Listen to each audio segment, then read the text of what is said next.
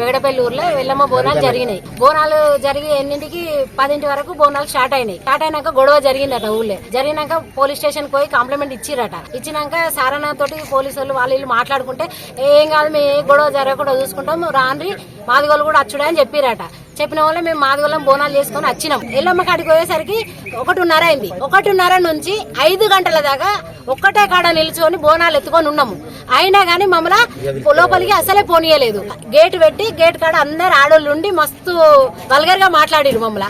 ఎల్లమ్మ గుడి కట్టిరు సార్. ఎల్లమ్మ గుడి కట్టినప్పుడు ఏం చేస్తారు, మాదిగోళ్ళ బోనం ముందు పోవాలి, గౌన్ల బోనం వెనక రావాలన్నారు. అన్నప్పుడు మేము వస్తానంటే మేము బోనాలైనా బంద్ చేస్తాం కానీ మిమ్మల్ని రానేనని ఆ సంవత్సరం మొత్తం బోనాలు క్యాన్సిల్ చేసేది సార్. మమ్మల్ని మస్తు మీరు కులవీనులు అని మమ్మల్ని మస్తు వీనంగా మాట్లాడారు సార్. 4 గంటలు సార్, 5 గంటలు బోనాలు ఎత్తుకొని నిలబడితే పేర్లు పెట్టుకుంటాను అవుతారు సార్. మేము మాదిగోళ్ళం అంట సార్. మేము మాదిగోళ్ళం అని మమ్మల్ని కులవీనంగా మస్తు అవమానించినట్టు మాట్లాడారు సార్. మేము ఆ బాధ తట్టుకోలేక వచ్చి మేము ఇక్కడ కూర్చున్నాం సార్.